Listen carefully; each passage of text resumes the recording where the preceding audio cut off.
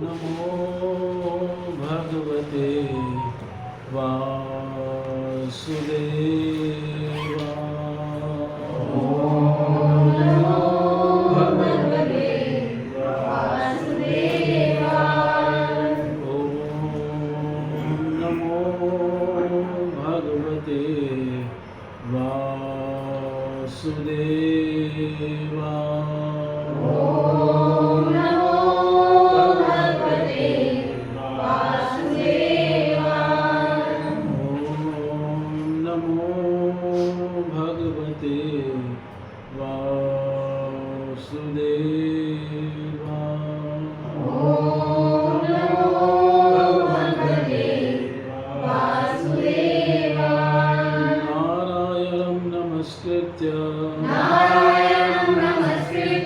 नरं चैव नरोत्तमं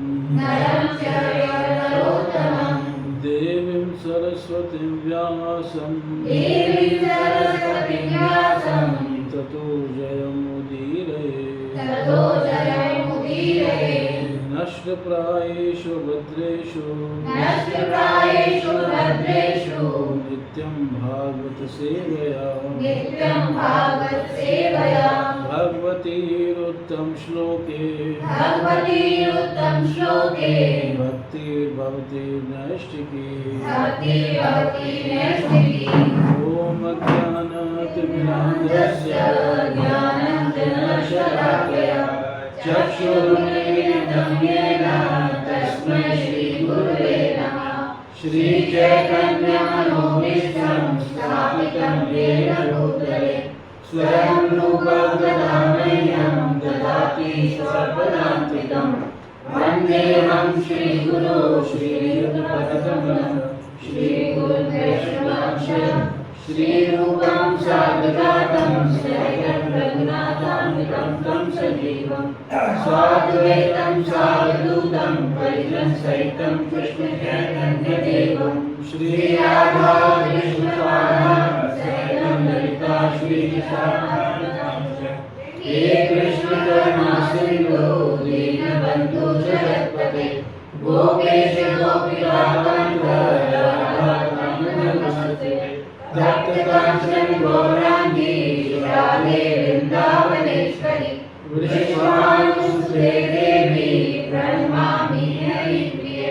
वाञ्छाकल्पतरुभ्यश्च कृपा सिन्धुभ्येव च पतितानां पावनेभ्यो वैष्णवेभ्यो नमो नमः। जय श्री कृष्ण चैतन्य प्रभु नित्यानंद श्री अद्वैत गदाधर श्रीवासादि गौर भक्तवृंद। हरे कृष्णा कृष्णा कृष्णा हरे हरे हरे राम राम राम हरे हरे। नमो विष्णुपादाय कृष्णप्रेष्ठाय भूतले श्रीमते भक्तिवेदांत स्वामिनिधि नामिने नमस्ते सरस्वती देवे गौरवाणी प्रचारिणे निर्विशेष शून्यवादी पाश्चात्यदेशतारिणे। ग्रंथराज श्रीमद् भागवतम की ग्रंथराज श्रीमद् भागवतम स्कंद 1 अध्याय 15 और श्लोक संख्या 27। देश काल अर्थ युक्तानि हृत् ताप उपशमानि च हरन्ति स्मरतः चित्तं गोविंद अभिहितानि देश कालार्थयुक्तानि हृत तापोपशमानि च हरन्ति स्मरतश्चित्तं गोविन्दाभिहितानि मे। देश कालार्थयुक्तानि हृत हृततापोपशमानि च हरन्ति स्मरतश्चित्तं गोविन्द विहितानि मे देशकालार्थयुक्तानि हृततापोपशमानि च हरन्ति स्मरतश्चित्तं गोविन्द विहितानि मे देशकालयुक्तानि हृततापोपशमानि च हरन्ति स्मरतश्चित्तं गोविन्दाभिहितानि मे देशकालार्थयुक्तानि हृततापोपशमानि च हरन्ति स्मरतश्चित्तं गोविन्द विहितानि मे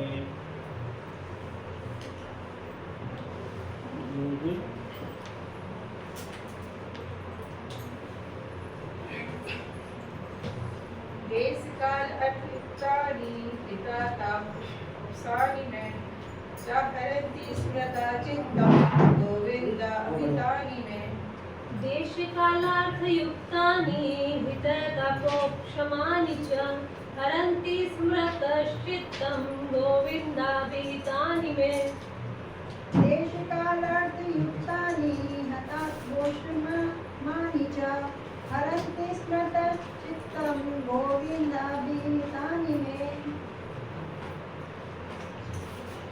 तो उसका शब्दार्थ, अनुवाद और तात्पर्य जगत गुरु श्रील प्रभुपाद महाराज जी के द्वारा श्रील प्रभुपाद महाराज जी की।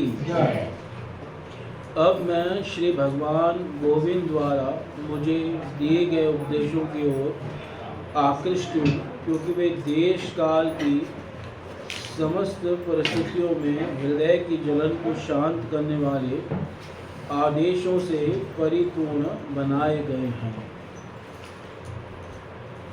तो अर्जुन जो हैं द्वारका से वापस आ गया है और वो युधिष्ठिर महाराज को बता रहा था, उत्तर दे रहा था। तो उत्तर देते देते उसने पूरी बताई बातें कि किस प्रकार से सारे यदुवंशों का क्या हो गया, नाश हो गया। और इस प्रकार उन्होंने कहा कि भगवान ने पृथ्वी का भार क्या कर दिया, उतार दिया, दूर कर दिया। वो भारान संजहार, संजहार। तो अब अर्जुन कह रहा है कि अब मैं और नहीं बोल सकता, अब मुझे भगवान की वो उपदेश याद आ रहे हैं जो उन्होंने मुझे कब दिए थे, युद्ध भूमि में। तो वो उपदेश कैसे हैं, तो उनकी कुछ विशेषताएं बता रहे हैं। वो उपदेश क्या है, देश काल अर्थ युक्तानि, देश से, काल से और अर्थ से युक्त है। और हृतताप उपशमानि च, हृदय के ताप का क्या करने वाले हैं उपदेश, उपशमन करने वाले। उपशमन मतलब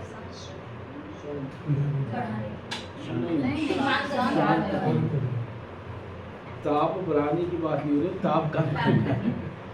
शमन का मतलब भी कम करना, उपशमन का मतलब। हाँ, उप जो है लगा कर थोड़ा उसको जोड़ दिया गया है, उपसर्ग है ये। शमानी भी काम चल जाता, पर उपशम कह रहे हैं। उपशम और शम लगभग सेम अर्थवाचक होते हैं, पर कई बार उपसर्ग लग के वो चीज़ और जोड़ दी जाती है। हृत ताप उपशमानि च, और हरंती चित्तम, और मेरे चित्त को क्या करने वाले हैं, हरने वाले यानी आकृष्ट करने वाले हैं। पर कैसे, स्मरत, मैं जब स्मरण कर रहा हूँ उन उपदेशों को, तो वो उपदेश मेरे हृदय को क्या कर लेते हैं, मेरे चित्त को आकर्षित कर लेते हैं। और उपदेश क्या है, तो कह रहे हैं गोविंद अभिहितानि में, गोविंद ने जो मेरे को उपदेश दिए थे। तो गीता की बात हो रही है यहाँ पे। यहाँ अर्जुन का जब शोक हुआ तो उसने शोक को दूर कैसे किया, श्रीमद् भगवद गीता से। पर वो कर कैसे पाया, क्योंकि उसने पहले सुन रखा था, तो आज उसको समय पे वो उपदेश क्या आ गए, काम आ गए। इसलिए जो भी आप सुन रहे हो वो व्यर्थ नहीं जाएगा, कभी न कभी वो जीवन में क्या है, काम आएगा। यहाँ वो तो वैसे काम आ ही रहा है, पर कभी विशेष परिस्थिति में जब कोई ज़्यादा दुखी है तो उस समय भी क्या आ जाता है, उपदेश काम आ जाता है। कभी नहीं काम आता नहीं, ऐसे भी काम नहीं आता, ये काम आता है। याद तो रखना पड़ेगा ना, है ना, याद रखना। इसलिए अर्जुन ने सुना था तभी आज उसको याद आया और तभी उसका शोक जो है दूर हुआ। अगर अर्जुन ने सुना ही नहीं होता तो कैसे वो याद करता? सुना था तभी उसको क्या कर पाया, स्मरण कर पाया। बेशक कुछ समय के लिए वो उपदेश को जो है थोड़ा उसके दिमाग से उतर गया था, क्योंकि कई बार कर्मों का ऐसा विस्तार होता है कि व्यक्ति कई चीज़ें भूल जाता है। कई बार व्यक्ति अज्ञान में चला जाता है तब भूल जाता है, कई बार मोह माया में ऐसा फंस जाता है तब भूल जाता है। पर एक समय आता है जब ये सब चीज़ें दूर हो जाती हैं तो व्यक्ति फिर उन उपदेशों को क्या करता है, याद करता है। पर वो याद तभी कर पाएगा जब उसने पहले क्या कर रखा होगा, सुन रखा होगा। इसलिए अर्जुन आज उसका सारा काम खत्म हो गए हैं। अब कोई युद्ध तो करना नहीं है उसको, किसी से करना है क्या? अब कोई परिवार तो बढ़ाना नहीं है, वो भी सब काम खत्म हो चुका है। तो अब वो जो अपने मुख्य कर्तव्यों से पूरा करके निपट करके अब उसको ऐसी परिस्थिति आई है जब जीवन में बहुत सारा दुख आ गया, क्योंकि भगवान के चले जाने के बाद विरह का अनुभूति हो रही है, तो भगवान के वचनों को क्या कर रहा है, याद कर रहा है। इसलिए कह रहा है देश काल अर्थ युक्तानि हित तापोपशमानि च हरन्ति स्मृतश्चित्तम गोविंद अभिहितानि। यानी भगवान के उपदेश मन को, हृदय को क्या करने वाले हैं, हरने वाले हैं, उनमें मन लगाने वाले। भगवान के उपदेशों में शक्ति है और हृदय के ताप को भी दूर कर देंगे, उपशमानि च। और ये देश काल अर्थ से भी युक्त है, क्योंकि इन वचनों में बहुत सारा अर्थ छुपा हुआ है और आज भी लोग गीता की व्याख्या जो है कर रहे हैं, इसलिए अर्थ युक्ता में। और देश भी कैसा था जहाँ भगवान ने उपदेश दिया, कुरुक्षेत्र, धर्म क्षेत्र था, कुरुक्षेत्र था। तो धर्म क्षेत्र के उपदेश ही क्या था, ये उपदेश था। और काल कैसा था, युद्ध भूमि का वो स्थान था और अर्जुन युद्ध भूमि में सबसे पीछे हट रहा था। यानी अर्जुन की दृष्टि से देखे तो उसके वो मोह का काल था, जिस समय अर्जुन क्या हो गया था, मोहित हो गया था।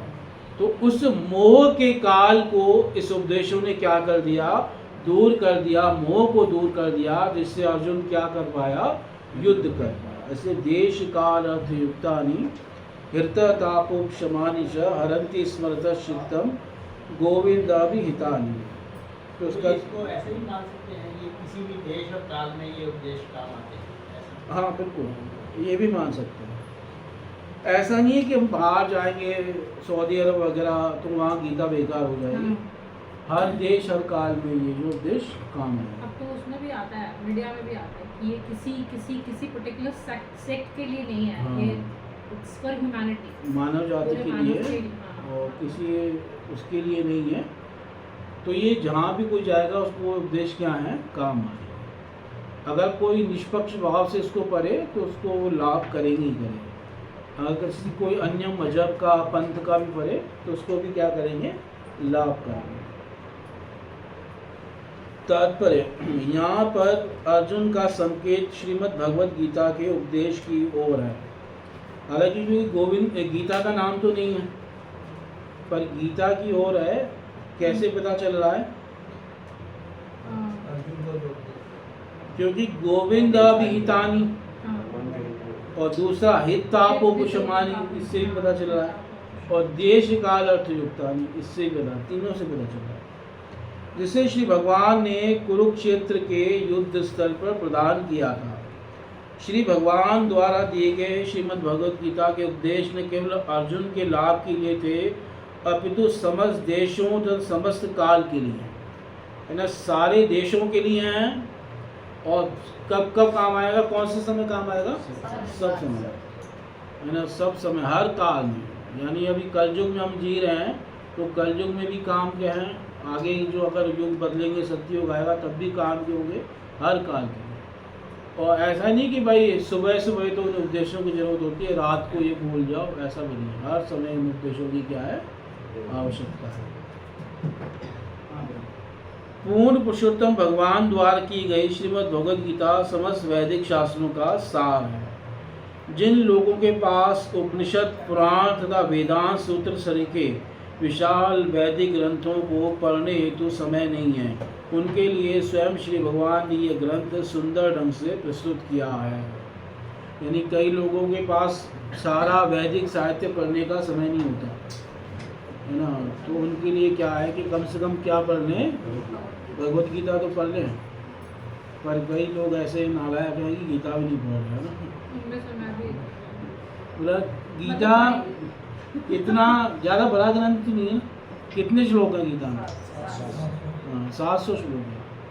मतलब अगर व्यक्ति चाहे तो पढ़ सकता है आराम से, और तात्पर्य वगैरह प्रभुपाद जी का सब पढ़े तो भी 1-2 महीने में ख़त्म कर सकता है।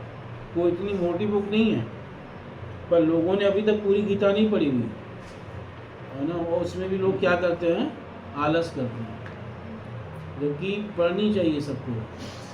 ये सरीखे का क्या मतलब होता है? सरीखे मतलब ऐसे, आदि। हाँ, नहीं, उनके जैसे।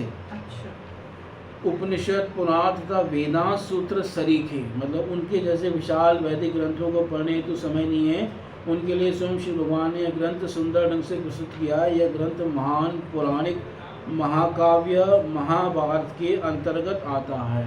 ये ग्रंथ गीता स्वतंत्र ग्रंथ नहीं है, ये किसी के अंदर है। और किसके अंदर है? महाभारत के अंदर। महाभारत की कितने श्लोक हैं?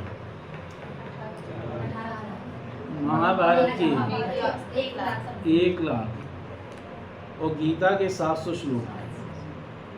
अगर किसी को महाभारत कह दी जाए पढ़ने के लिए तो लगता है 1-2 जन्म लेने पड़ेगा उसके लिए, है ना। एक जन्म पे तो नहीं पढ़ पाएगी महाभारत, क्योंकि गीता ही नहीं पढ़ पा रहे कई लोग।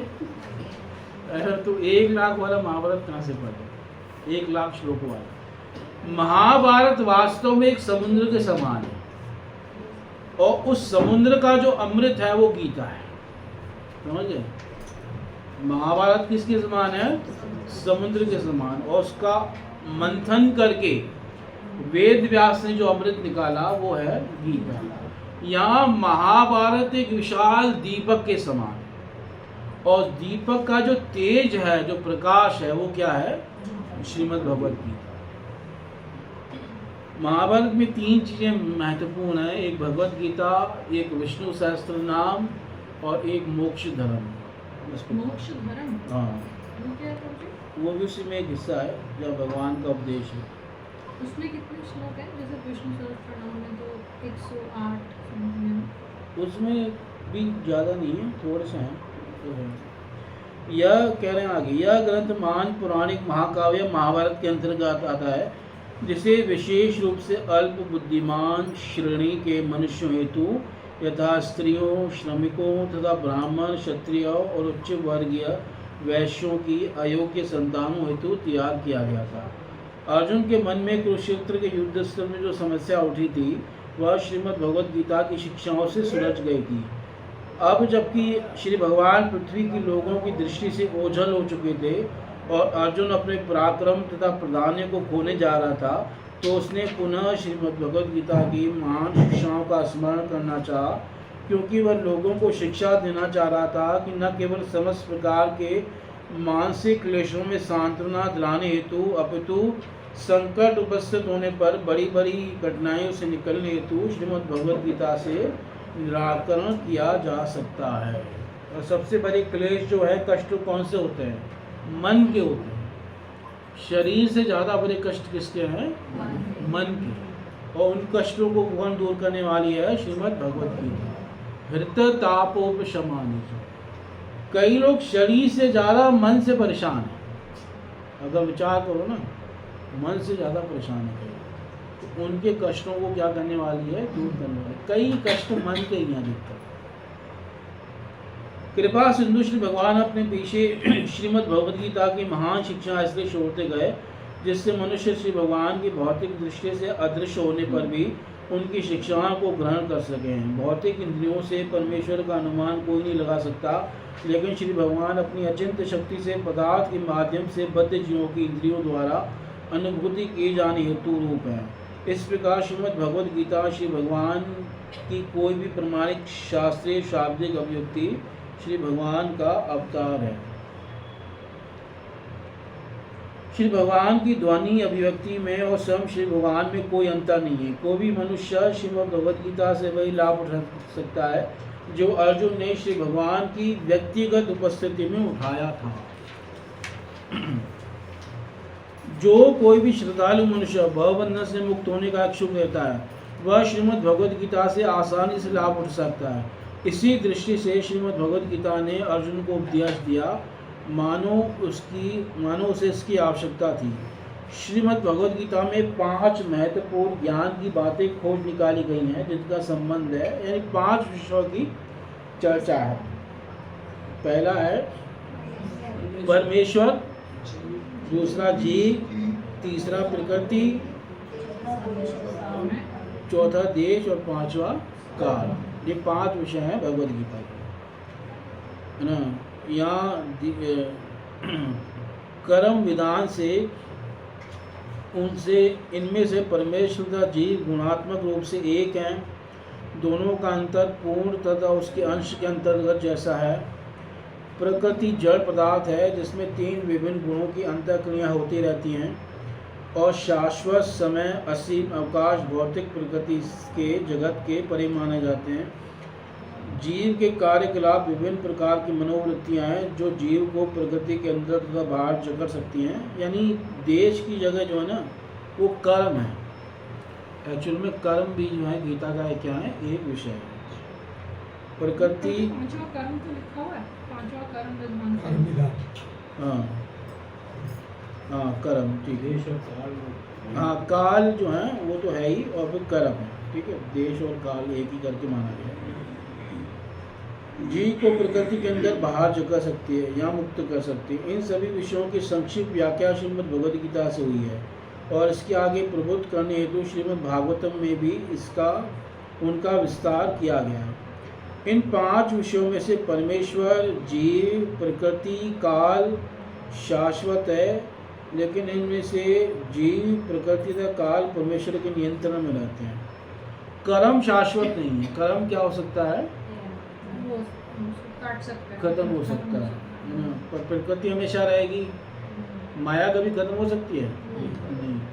और जीव भी हमेशा रहेगा और परमेश्वर भी हमेशा रहेगा और काल भी क्या रहेगा, हमेशा रहेगा। मुझे लेकिन प्रकृति तो सत नहीं होती ना, उसको वो तो असत अच्युत और निरानंद होते हैं ना। तो पर प्रकृति भगवान की शक्ति है ना, इसलिए वो हमेशा रहेगी। चाहे वो भौतिक है, चाहे वो माया के गुणोमयी है, प्रकृति का कार्य खत्म होगा। मतलब मैनिफेस्टेड फॉर्म में हो सकता है ना हो, लेकिन अनमैनिफेस्टेड फॉर्म में हमेशा हाँ, रहेगी। मतलब प्रकृति का जो कार्य है, जैसे अग्नि, जलवायु, आकाश, पृथ्वी, इसको भी प्रकृति कहते हैं। पर ये प्रकृति नहीं है, प्रकृति का कार्य है। तो ये कार्य खत्म हो जाएगा पर प्रकृति खत्म नहीं होगा। जैसे शरीर है, ये शरीर किससे बना हुआ है, प्रकृति से। तो ये शरीर खत्म हो जाएगा, यानी उसका कार्य खत्म हो जाएगा, पर एनर्जी के रूप में वो हमेशा रहेगी।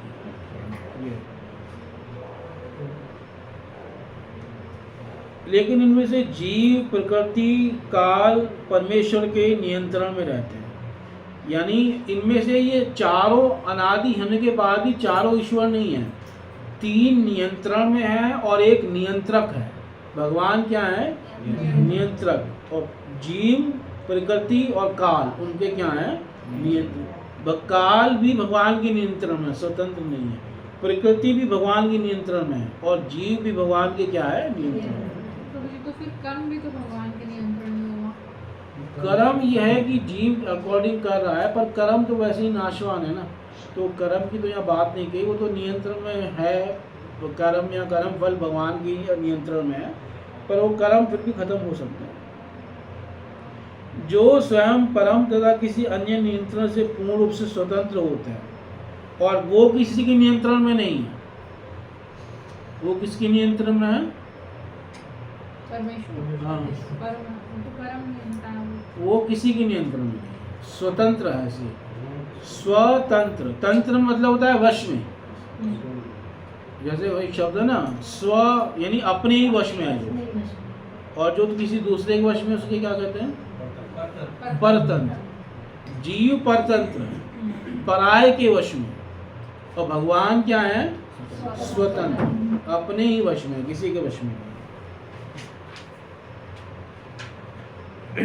जो स्वयं परम तथा किसी अन्य नियंत्रण से पूर्ण रूप से स्वतंत्र होते हैं। परमेश्वर परम नियंता है। जीव की भौतिक गतिविधि अनादि है, यानी उसकी जो गतिविधियां हैं कर्म में अनादि हैं, लेकिन इसे आध्यात्मिक गुण में स्थानांतरित करके ठीक किया जा सकता है। इस प्रकार ये भौतिक गुणात्मक प्रतिक्रियाओं में नहीं रह जाती। श्री भगवान तथा जीव दोनों प्रबुद्ध हैं, यानी दोनों ही चेतन हैं, जीव भी और परमात्मा भी, भगवान भी। प्रबुद्ध का मतलब ज्ञानवान, दोनों ज्ञानवान है, पर एक जो है सर्वज्ञ है और एक में ज्ञान कितना है? अल्प ज्ञान। उनकी पहचान जीवित शक्ति के रूप में होती है, यानी चेतन है दोनों। लेकिन प्रकृति की अवस्था जिसे महत्व कहते हैं, उसके अंतर्गत जीव अपने को श्री भगवान से अलग समझने की गलती करता है। वैदिक शास्त्रों की पूरी योजना ऐसी भ्रांत धारणा को निर्मूल करने के निमित्त है, और इस प्रकार जीव की वो भौतिक पहचान के भ्रम मोह से मुक्त करती है। जब यह भ्रम मोह ज्ञान वैराग्य से संपूर्ण नष्ट हो जाता है, तब जीव कर्ता तथा भोक्ता दोनों का उत्तरदायित्व संभालता है। श्री भगवान में भोग की भावना वास्तविक है, लेकिन जीव में ऐसी भावना मात्र मनचाही इच्छा है। भावना का यह अंतर ही दो स्वरूपों का, श्री भगवान तथा जीव का अंतर है, अन्यथा श्री भगवान और जीव में कोई अंतर नहीं होता। अतः जीव सदैव एक साथ एक तथा भिन्न होता है। श्रीमद् भगवद गीता का समस्त उपदेश एकमात्र इसी सिद्धांत पर आधारित है। श्रीमद् भगवद गीता में श्री भगवान तथा जीव दोनों को सनातन कहा गया है, और श्री भगवान का धाम जो भौतिक आकाश से बहुत दूर है, उसे भी सनातन बताया गया है। जीव को श्री भगवान के सनातन जगत में रहने हेतु आमंत्रित किया गया है। जीव को श्री भगवान के सनातन जगत में रहने हेतु आमंत्रित किया जाता है, और जहाँ आत्मा की मुक्त क्रियाशीलता प्रकट होती है, उसे श्री भगवान के धाम पहुँचने की विधि को सनातन धर्म कहा जाता है। किंतु भौतिक पहचान की भ्रांत धारणा से मुक्त हुए बिना कोई भगवत धाम नहीं पहुँच सकता। श्रीमद् भगवद गीता में सिद्धि की अवस्था को प्राप्त करने के सूत्र उपलब्ध करती है। भौतिक पहचान की भ्रांत धारणा से मुक्त होने की विधि अलग अलग अवस्थाओं में सकाम कर्म से लेकर अनुभव सिद्ध दर्शन, भक्ति में सेवा तथा दिव्य अनुभूति कहलाती है। ऐसी दिव्य अनुभूति तभी संभव है जब उपयुक्त संपूर्ण बातें श्री भगवान के साथ जोड़ दी जाएं। वेदों द्वारा निर्दिष्ट मनुष्यों के कर्तव्य बद्ध जीव के पापी मन को धीरे धीरे शुद्ध करते हैं और उसे ज्ञान की अवस्था तक ले जाते हैं। ज्ञान प्राप्त करने की शुद्ध अवस्था श्री भगवान की भक्ति में सेवा का आधार बनती है, और जब तक मनुष्य जीवन की समस्याओं का समाधान ढूंढता रहता है, तब तक उसकी जानकारी या ज्ञान शुद्ध ज्ञान जब तक मनुष्य जीवन की समस्याओं का समाधान ढूंढता रहता है, तब तक उसकी जानकारी ज्ञान या शुद्ध ज्ञान कहलाती है। किंतु जीवन के वास्तविक समाधान की अनुभूति होने पर मनुष्य श्री भगवान की भक्ति में सेवा में लग जाता है। श्रीमद् भगवद गीता का शुभारंभ जीवन की समस्याओं से होता है, जिसमें पदार्थ के तत्वों को आत्मा से अलग करके देखा जाता है। हर तर्क से यह सिद्ध किया जाता है कि आत्मा सभी परिस्थितियों में अविनाशी है, और पदार्थ मन तथा शरीर रूपी बाह्य आवरण से परिवर्तित होकर फिर दुखों से भरे संसार में आते हैं। यानी शुरू से ये उपदेश जाता है कि आत्मा जो है इस शरीर से क्या है, अलग है। यानी इन तत्वों से भी अलग है। जैसे कहा गया नैनम छिन्दन्ति शस्त्राणि, कि इस आत्मा को आप किससे नहीं काट सकते। तो इससे कौन कौन से तत्वों का खंडन हो गया। जिस जिस तत्वों को आप शस्त्र से काट सकते उसका खंडन हो गया। जैसे पृथ्वी को आप काट सकते हैं, है ना, पृथ्वी को छेद सकते हैं, है ना, पृथ्वी से बने हुए तत्वों को भी हम काट सकते हैं। काट सकते हैं कि नहीं काट सकते। जैसे पृथ्वी से लकड़ी बनती है, पृथ्वी से लोहा बनता है, जो भी चीज़ें बनती हैं वो सब क्या हो जाएंगी, कर सकती हैं। तो इसका मतलब आत्मा जो है पृथ्वी तत्व नहीं है। जब भगवान ने ये बोला नैनम छिन्दन्ति शस्त्राणि, तो उससे क्या पता चला कि ये पृथ्वी तत्व नहीं है। नैनम दहति पावक, जिन जिन तत्वों को जला सकते हो आत्मा वो तत्व नहीं है। जल जलता है कि नहीं जलता। जलता तभी तो बाँप बन के उड़ जाता है ना। नहीं जलता, जलता है तभी तो उड़ जाता है ना बाँप बन के। एक पतीला भर के रखो और आधे घंटे बाद देखो पानी गायब हो जाएगा, तो कहाँ चला गया, बाँप बन गया ना। यहाँ जो पृथ्वी के विकार हैं, काष्ठ आदि, लकड़ी आदि, ये सब भी क्या हो जाते हैं, जल जाते हैं। तो जो तत्व जलता है वो आत्मा नहीं है ना, जो भी है। अब हमारा शरीर भी जो है क्या हो जाता है, एक समय आके जल जाता है ना, तो ये आत्म तत्व नहीं है। और नैनम न चैनम क्लेद्यन्ति आपो, जल इसको गीला नहीं कर सकता। अब जिन जिन तत्वों को जल गीला कर सकता है वो आत्म तत्व नहीं।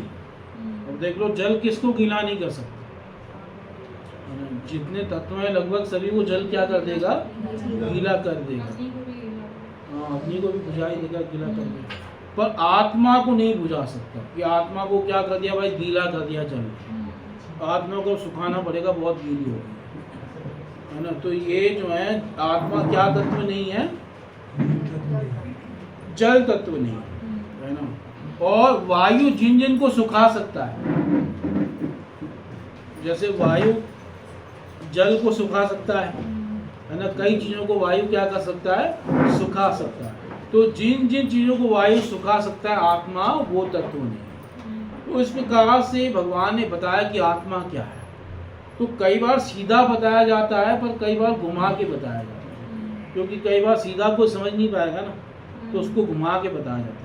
भाई ये जो है, ये मान लो किसी को बताना ये बोतल कैसी है, तो सीधा ना बता के कोई ये फ़ोन जैसी नहीं है ना, ये इस बुक जैसी नहीं है, इस टेबल जैसी नहीं है, ये कुर्सी जैसी नहीं है, इस स्टैंड जैसी नहीं है। भाई कैसी है ये बताओ ना, है ना। तो कई बार अब तुमने बोतल कभी देखी नहीं है, मान लो एग्जाम्पल देना, न कभी सुना है, तो तुम्हें बताया कैसे जाएगा।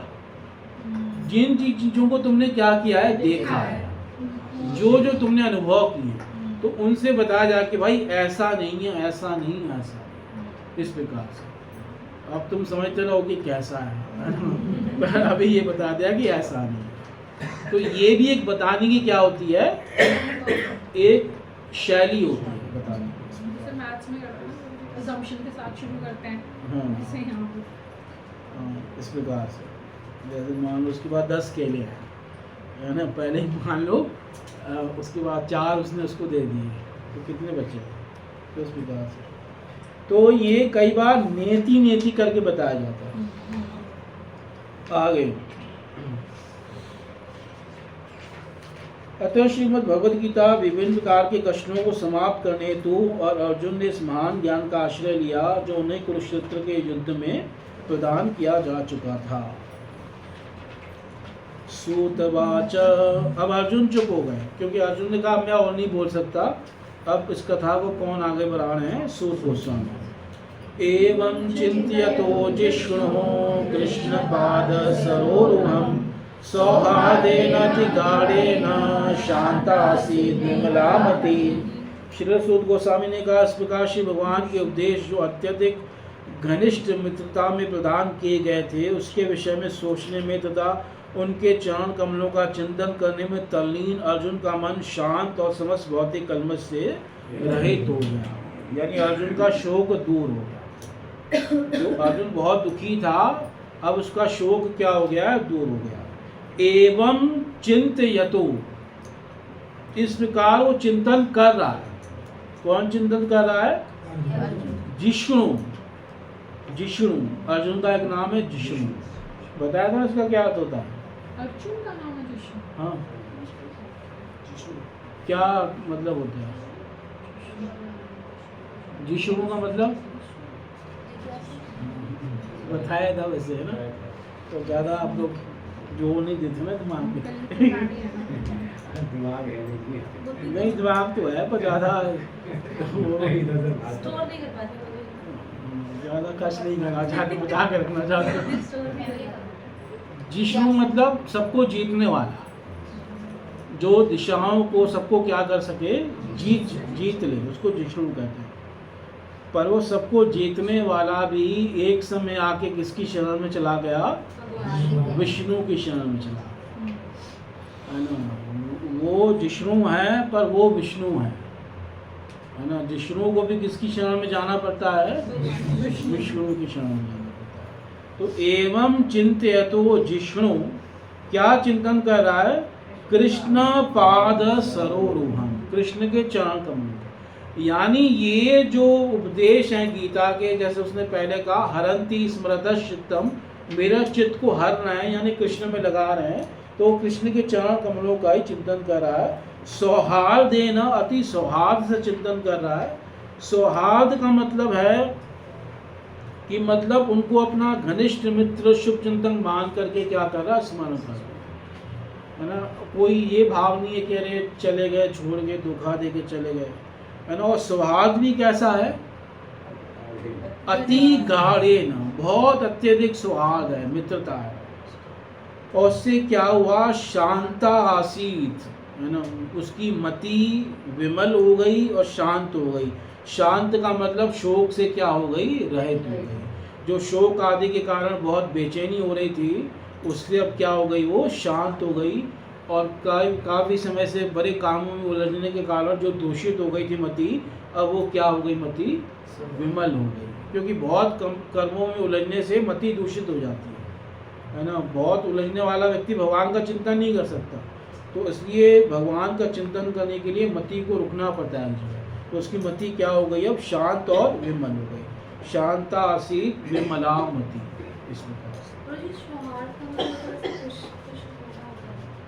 सौहार्द का मतलब खुश होना है, कुछ सौहार्द का यहाँ मतलब ऐसा है घनिष्ठता से, मतलब अति गाढ़ेन जो है वो भी घनिष्ठता से हो गया। अति गाढ़ेन उसका विशेषण है, मतलब वो घनिष्ठता, वो मित्रता कैसी थी? तो बहुत गाढ़ी थी। एक उन्हें पतली घनिष्ठता, है ना? चल भाई ठीक है तो ठीक है ना? मैं थोड़ी मित्रता है पर ज़्यादा कोई नहीं है। कभी मिल गए तो हेलो हाय हो गई, नहीं मिले तो कोई दिक्कत नहीं। पर एक होता है कि है घनिष्ठता, बात कर रहे हैं रोज फोन पे, है ना? अति गाढ़ है कोई चीज़, और कोई बड़ी पतली सी होती है, गाढ़ नहीं होती इस प्रकार से। अति गाढ़े यानी प्रेम बहुत गाढ़ा है, कहने का भाव अर्जुन का कृष्ण के प्रति। इससे उसकी मति विमल हो गई और क्या हो गई? शांत। शांता आसीत विमला मति। तात्पर्य सुनिए। चूँकि श्री भगवान परम पूर्ण हैं, अतः उनका गहन ध्यान यौगिक समाधि के समान ही है। यानी ये भी समाधि है, क्योंकि भगवान क्या है? परम पूर्ण है। श्री भगवान अपने नाम, रूप, गुण, लीलाओं, पार्षदों तथा विशिष्ट कर्मों से अभिन्न है। अर्जुन भगवान श्री कृष्ण द्वारा कुरुक्षेत्र के युद्ध स्थल में उसे दिए गए उपदेशों का चिंतन करने लगा। उन्हीं उपदेशों से अर्जुन का मन भौतिक कल्मश नष्ट होने लगा। श्री भगवान सूर्य के जैसे हैं। सूर्योदय का अर्थ है अंधकार या अज्ञान का तत्काल दूर होना, और भक्त के मन में श्री भगवान के प्राकट्य से तुरंत ही कष्टप्रद भौतिक प्रभाव दूर हो जाते हैं। अतः संसार के समस्त कल्मश से सुरक्षा हेतु भगवान श्री चैतन्य ने श्री भगवान के नाम का निरंतर कीर्तन करने की संस्तुति की है। निस्संदेह भक्त के लिए श्री भगवान का वियोग कष्टप्रद होगा, लेकिन इसका संबंध श्री भगवान से है, अतएव इसका विशेष दिव्य प्रभाव पड़ता है जो हृदय को शांत बनाता है। वियोग की अनुभूति दिव्य आनंद का स्रोत भी बनती है और इसकी तुलना कभी कभी कलुषित भौतिक वियोग से नहीं की जा सकती। इसकी तुलना कभी भी भौतिक कलुषित वियोग से नहीं की जा सकती। यानी भगवान की जो विरह है वो दिव्य है और वो कभी कभी सुख का हेतु भी बनती है, पर जो भौतिक विरह है वो हमेशा किसका हेतु बनेगा? दुख का हेतु। भगवान का विरह दिव्य, इसलिए कई बार विरह का भी कई लोग रस लेते हैं भगवान के साथ। जैसे अब रामायण में देखो तो पूरी रामायण जो है करुण रस से भरी पड़ी है, हर जगह करुणा ही है ना। भगवान राम जो है जब उनका राज्याभिषेक होना है उसी दिन उन्हें क्या प्राप्त हो गया? वनवास प्राप्त हो गया है। वन में जा रहे हैं, पूरी प्रजा दुखी है, महाराज दशरथ दुखी हैं, सब माताएं दुखी हैं। फिर वन में जा रहे हैं तो वहाँ पे भी तरह तरह के कष्ट आ रहे हैं। मतलब पूरी रामायण में क्या है? करुणा ही है। पर वो करुणा भी आनंद का हेतु बनती है क्योंकि वो किससे संबंधित है? भगवान राम से संबंधित। इसलिए फिर भी आज भी लोग उसको गाते हैं, सुनते हैं, उसके बाद अभिनय करते हैं, लीलाएं करते हैं। वरना अगर बहुत ज़्यादा दुख हो तो लोग क्यों करें?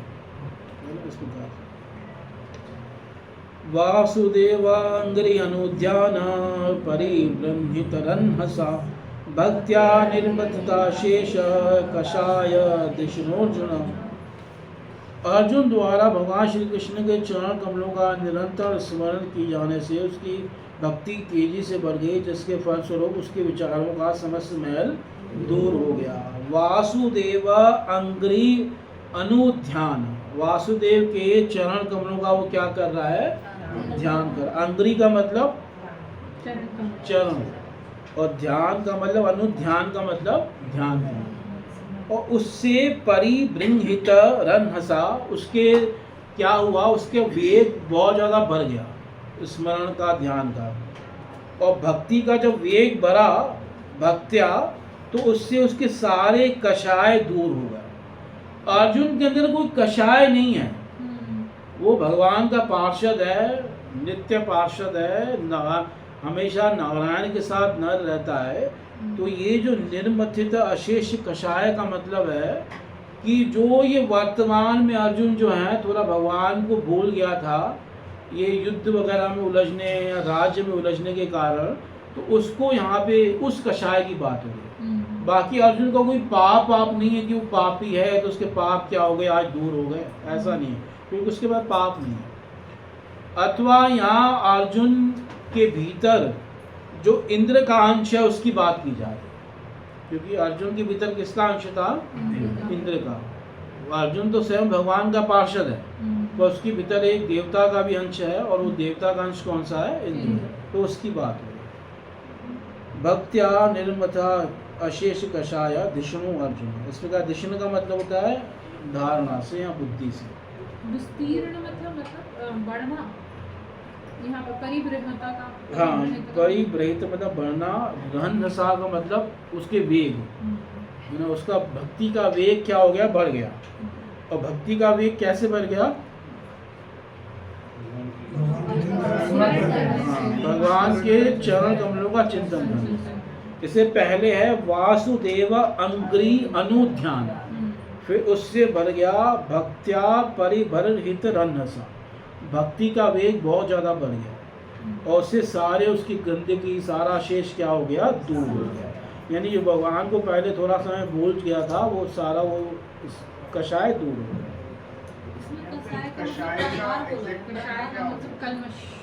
कलमश, हाँ, कषाय मतलब पाप, कलमश, इस प्रकार से इसको कषाय है। कषाय मतलब गंदगी, है ना। तो कई बार पापों के लिए आता है, कई बार कलमश के लिए आता है, इस प्रकार से। और फिर इसमें परिबृंहित का मतलब बोला वो बढ़ गया। हाँ, विस्तीर्ण वही बढ़ गया।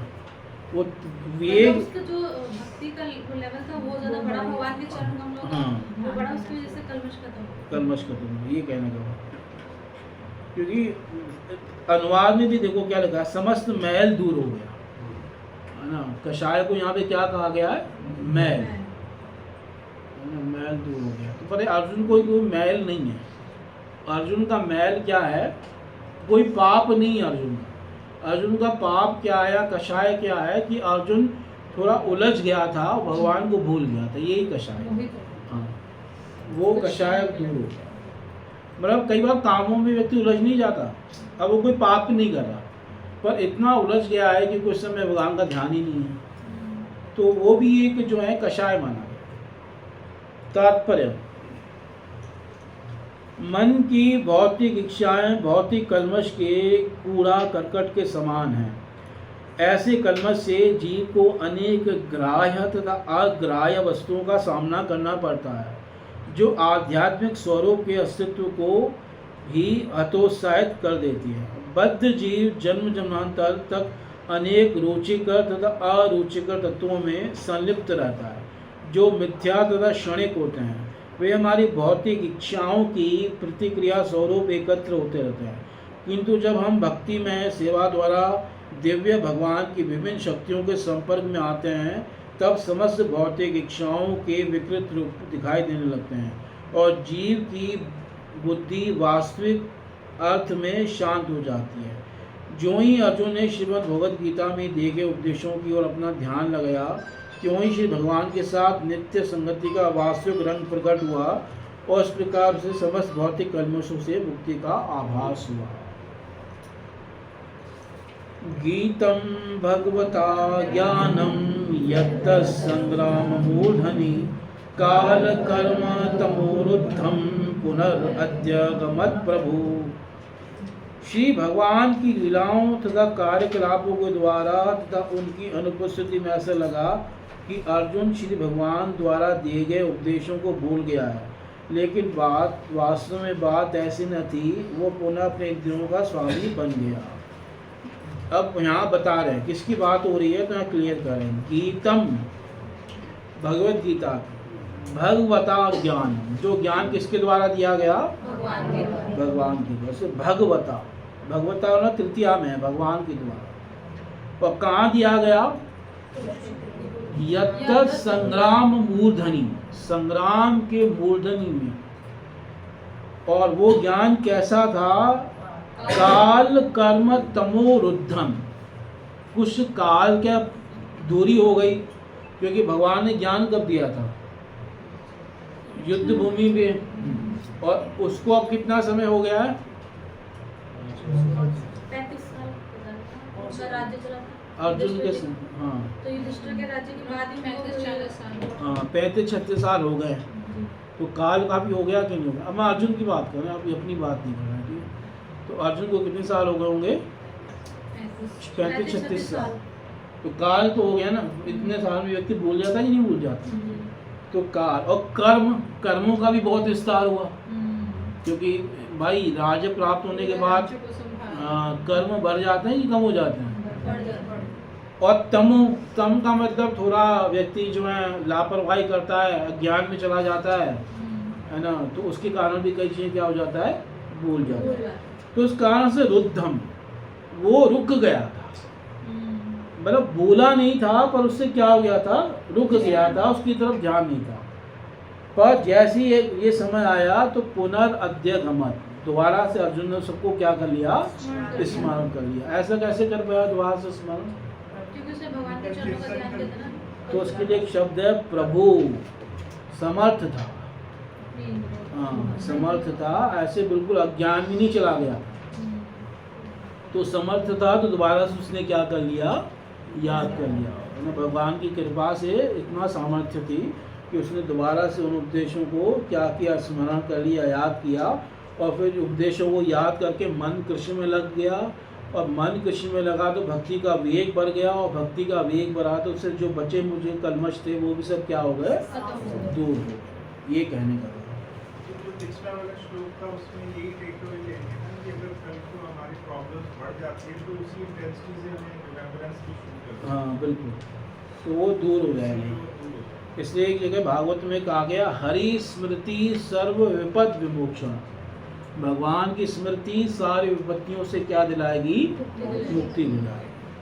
तो ये बात तो भागवत में ही कही गई। तो ये अर्जुन इसका प्रमाण है कि अर्जुन जो है बहुत दुख में है, तो उसकी सारी विपत्तियां कैसे दूर हुई? हरि स्मृति से। और हरि स्मृति कैसे हुई? भगवान के चरणों पे ध्यान करते, क्योंकि उसने पहले सुन रखा है। सुनने से स्मृति होगी। ऐसे एकदम मन में भगवान नहीं आ जाएंगे। अगर सुनोगे नहीं तो भगवान का स्मरण कभी नहीं होगा। नित्यम भागवतम से होनी चाहिए, तभी स्मृति बनी रहेगी।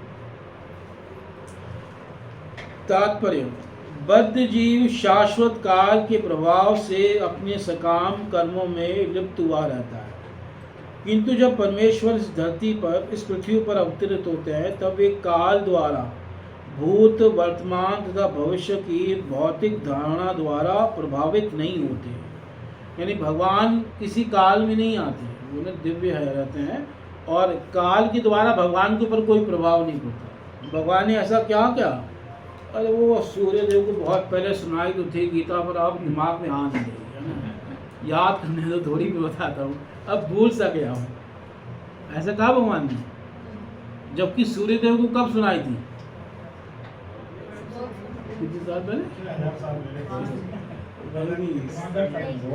5000 साल पहले तो अर्जुन को सुना, लाखों साल पहले, हाँ। सतयुग से सतयुग लाखों साल पहले है ना। भगवान ने जब अर्जुन को सुना रहे तो ये थोड़ी कहा कि अर्जुन वो याद नहीं आ रहा क्या बोलूँगा उस समय, एक श्लोक भूल रहा हूँ है ना। भगवान का ये प्रभाव नहीं पड़ता।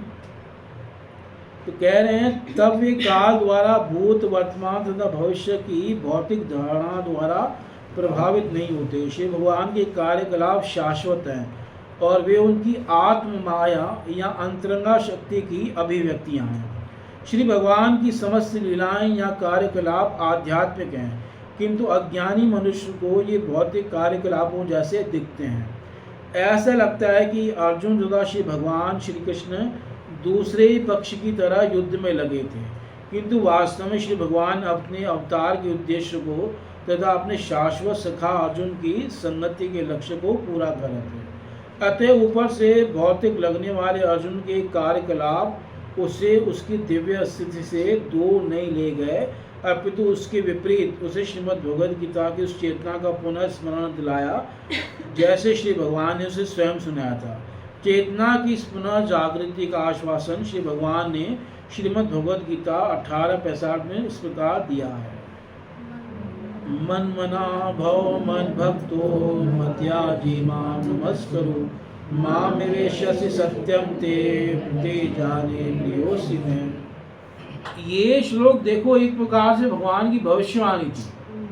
क्या भविष्यवाणी थी कि हे अर्जुन तुम चिंता मत करो, जब तुम्हारा अंतिम समय आएगा तब तुम्हारा मन मुझ में लगेगा, तुम मेरी भक्ति करोगे, मेरी पूजा करोगे, मुझे नमस्कार करोगे, और मैं सच कहता हूँ तुम मुझे ही प्राप्त करोगे। मामेवेश्यसि सत्यम ते, सत्य कह रहा हूँ भाई। आप कभी कभार झूठ भी बोलते हैं, आपकी बात पर इतना ट्रस्ट नहीं है। तो अर्जुन भगवान कह रहे हैं प्रतिजाने, मैं क्या कर रहा हूँ?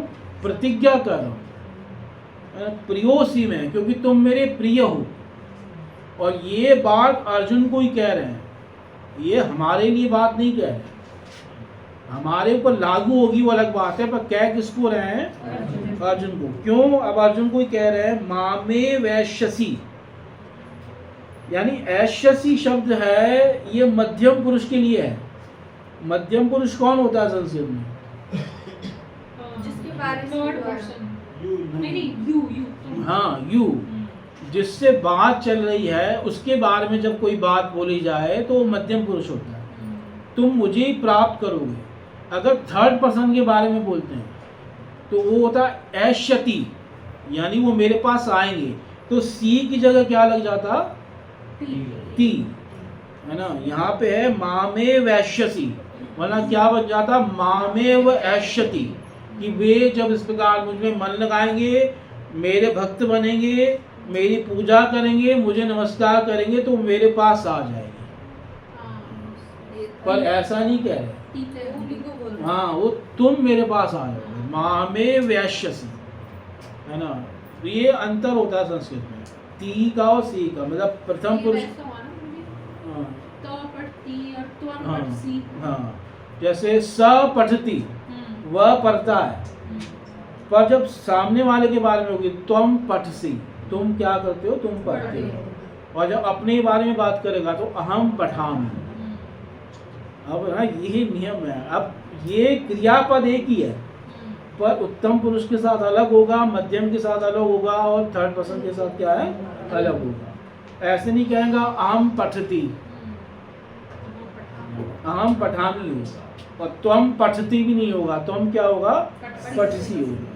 इसलिए लास्ट में फिर क्या कह रहे हैं, प्रियो अस्ति नहीं कह रहे, प्रियोसी, तुम मेरे प्रिय हो, वो मेरा प्रिय ऐसा नहीं कह रहा, है ना। या मैं अपना प्रिय हूँ ये भी नहीं, प्रियोस्मी भी नहीं कह रहे, प्रियोस्ति भी नहीं कह रहे, क्या कह रहे हैं, प्रियोसी। यानी ये बात कही क्या किसके लिए जा रही है, अर्जुन के लिए। तो भगवान ने पहले से ही भविष्यवाणी कर दी थी कि तुम लास्ट के समय मेरा स्मरण करोगे, तुम्हारा मन मुझ में लगेगा, तुम मेरे भक्त बनोगे, मुझे नमस्कार करोगे, तुम्हें इस गीता का उपदेश याद आएगा, और अभी मैं सच कह रहा हूँ तुम मुझे ही प्राप्त कर लोगे। मामे वेशसी सत्यम ते प्रति जाने प्रियोसी में, क्योंकि तुम मेरे क्या हो, प्रिय हो। तो ये वचन किसके लिए है, केवल और केवल अर्जुन के ये लिए। श्लोक एक बार और भी बोले। हाँ एक बार 9वें अध्याय में, 9:34 वहाँ पे बोले। तो ये भगवान पहले से क्या है, ऊपर की लाइन तो सेम है, नीचे की लाइन अलग है, तो इस प्रकार से। पर ये जो श्लोक है पूरा अर्जुन के लिए बोल रहे हैं, ठीक है। हालांकि ये फल उनको भी प्राप्त होगा जो ये 4 कार्य करेंगे। अभी भी कोई करेगा मन मना भाव मत भक्तो मत त्याजी, तो उसको भी प्राप्त होंगे 4 फल। पर ये श्लोक किसके लिए बोल रहे हैं, अर्जुन के लिए। मनुष्य को चाहिए कि वो निरंतर श्री भगवान का चिंतन करे, मन से उन्हें भूले नहीं। मनुष्य को भगवत भक्त बनकर उनके नमस्कार करना चाहिए। जो इस प्रकार रहता है उसे श्री भगवान के चरण कमलों में शरण प्राप्त होने पर श्री भगवान का आशीष प्राप्त होता है। इस चिरंतन सत्य के विषय में कोई संदेह नहीं किया जा सकता, क्योंकि अर्जुन उनका विश्वास पात्र तथा मित्र था, अतएव उससे रहस्य प्रकट किया गया। इसलिए कई बार है ना, उस भाषा का ज्ञान होना चाहिए जिस भाषा में वो शास्त्र कहा गया है। वरना सामान्य लोग यही अर्थ लगाते हैं कि भाई जो भगवान में मन लगाएगा, जो भगवान का भक्त बनेगा, वो भगवान को प्राप्त कर लेगा। बात गलत नहीं है, सही है, पर वो बात भगवान ऐसा कह नहीं रहे। भगवान केवल किसके लिए कह रहे हैं ये बात, अर्जुन के लिए। क्योंकि भगवान के शब्दों का देखो क्या चयन क्या कर रहे हैं, मामे वैश्यसी, है ना, वो प्रियोसी। इस प्रकार से भगवान जिन शब्दों का प्रयोग कर रहे हैं वो केवल किसके पर लागू होते हैं, अर्जुन के ऊपर लागू होते हैं। अर्जुन को अपने संबंधियों से युद्ध करने की कोई इच्छा नहीं थी, लेकिन उसने श्री भगवान के ध्येय के कारण युद्ध किया। वह सदा उनके ध्येय की पूर्ति में लगा रहा। अतः श्री भगवान के प्रयाण के पश्चात वह उसी दिव्य स्थिति में रहा। यद्यपि ऐसा लग रहा था कि वह श्रीमद् भगवद गीता के समस्त उपदेशों को भूल गया। अतः मनुष्य को चाहिए कि वह अपने जीवन के कार्यकलापों और श्री भगवान के ध्येय में तालमेल पैदा करे। ऐसा करने से उसका भगवत धाम लौटना निश्चित है।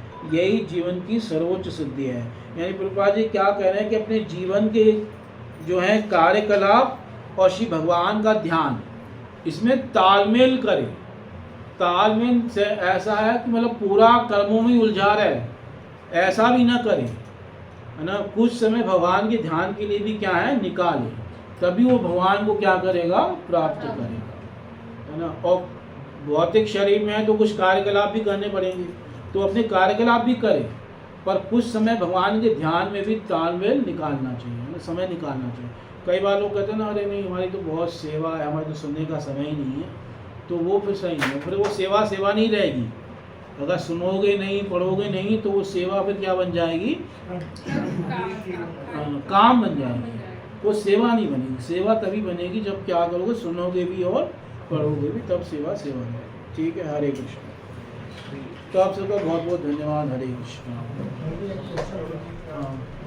जैसे जो श्लोक है सकरम कीर्तन तो नाम, हाँ। वो इसको ऐसा लगता है कि टेस्ट राइट जहाँ एक तरफ है कि हमें बैलेंस करके चलना चाहिए, वहाँ इस लोग को करते हैं कि कंटिन्यूसली 24 आवर भगवान का चिंतन करना साथ में इसको तो वो देखो आदर्श स्थिति है, वो उस आदर्श स्थिति तक पहुंचने के लिए कई बार जो एक तालमेल करना जरूरी है।